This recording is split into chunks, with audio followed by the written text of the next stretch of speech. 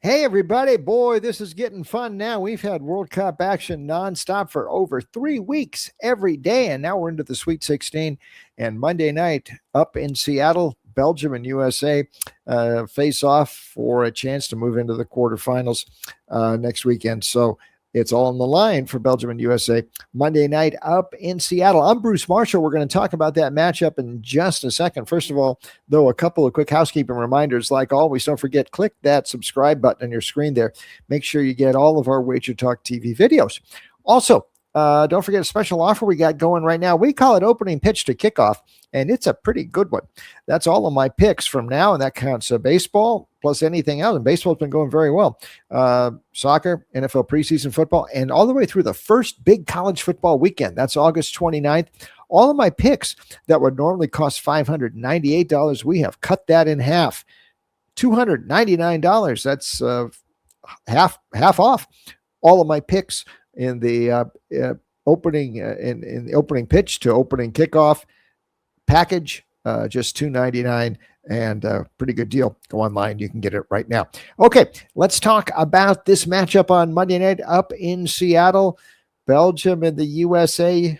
Boy, there's a lot going on here. USA looking for a second knockout win. They've never had two knockout wins in a World Cup. The most they had was one back in 2002. Bruce Arena's side beat Mexico 2-0, and the same score as we got last week with USA over Bosnia down in Santa Clara, and before they lost a close one to Germany in the quarterfinals that year. We got one extra round of the World Cup this year, so now we're just into the round of 16 after winning that first knockout match. But as you can see from the crawl at the bottom of the screen there, man, the prices are, this is as closely priced a game as we've seen yet. Toss-up. Both priced USA and Belgium plus 165 in the win, roughly around there, about plus 235 on the draw. You can see the over priced at 235, shaded to the over, and various props there and some goal scorers and things like that. We'll get to all that in just a second. First of all, a couple of thoughts here into this game. Address this the Folarin Balogun situation with him getting the red card on last week against Bosnia will keep him out of this game. Listen, I think that was a harsh call. Technically, though, it might not have been the wrong call, even though it was not a deliberate act by Balogun, stepping on the Bosnian player's ankle like that, but it was a dangerous play. And, you know, the foul, the red card threshold doesn't take into account deliberate or not. If it was dangerous, it was dangerous. So in that regard, maybe it was justified, although there is another school of thought that VAR shouldn't be out there looking for penalties to call and to start acting as a referee in itself. It should be trying to clarify calls on the field. And there's a lot of people think that's not what VAR is supposed to be doing. Whatever. It was kind of harsh, and Balogun is going to miss this game. And that could be a problem for the U.S. because he has been their top scorer. And we know what he did in France this year down in Monaco. He scored a lot of goals there. So his absence could be felt. We'll see what happens here on Monday night in Seattle. Keep in mind, Belgium had their camp in Seattle all the way through the tournament. They played their first game in the knockout phase last week against Senegal in Seattle. So this has sort of been their home base.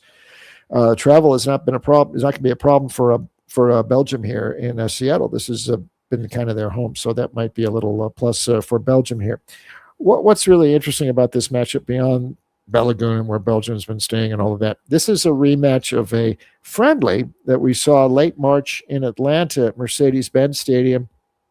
Now, it was just an international friendly, but that is the match that got me and a lot of observers of American soccer a bit concerned about the direction of this program under Mauricio Pochettino. Now, remember, this is a few months ago. And in that matchup, it wasn't there were some stars who didn't play in that game. Tyler Adams didn't play. Chris Richards, best defender, didn't play for the USA. But a lot of starters did play.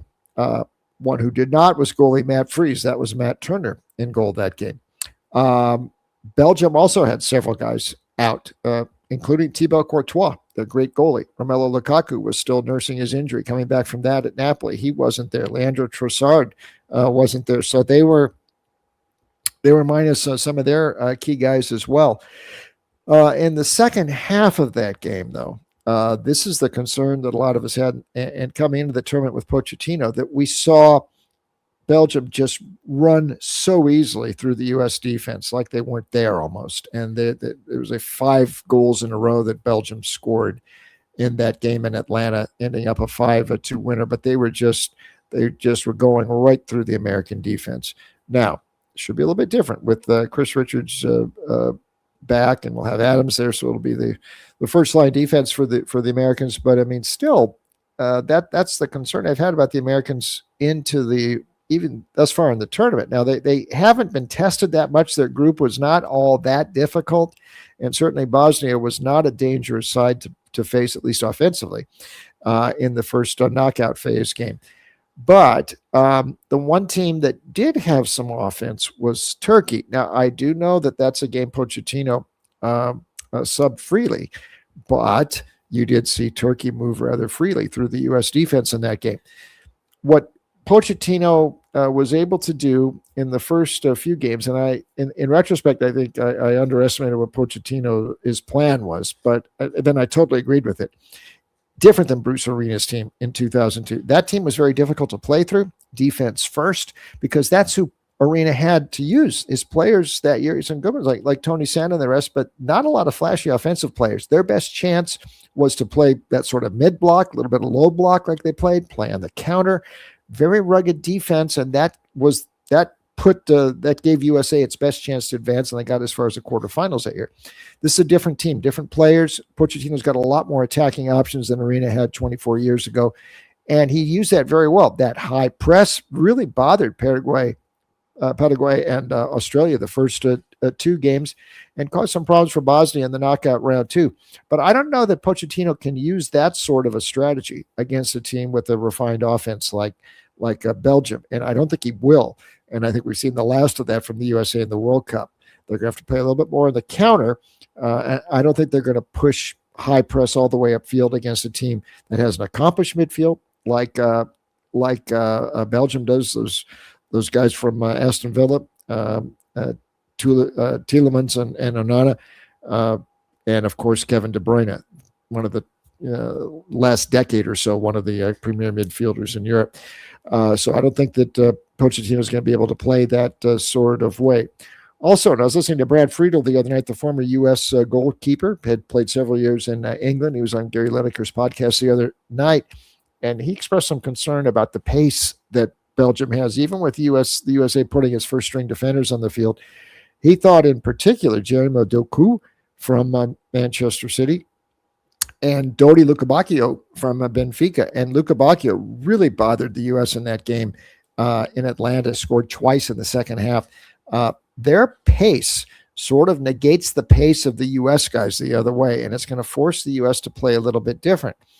The good news is I think the U.S. can do that because they've got, even without Balogun, there's plenty of attacking options here, and I think they can take advantage of Belgium, which has been a little bit sloppy on defense itself and hasn't really fired on all cylinders except for a few brief moments that we've seen in the second half of the New Zealand game. New Zealand was just outmanned, and then late in that Senegal matchup, it has been a little bit choppy for Belgium thus far. Romelu Lukaku coming off the bench. That's probably a good move for Rudy Garcia.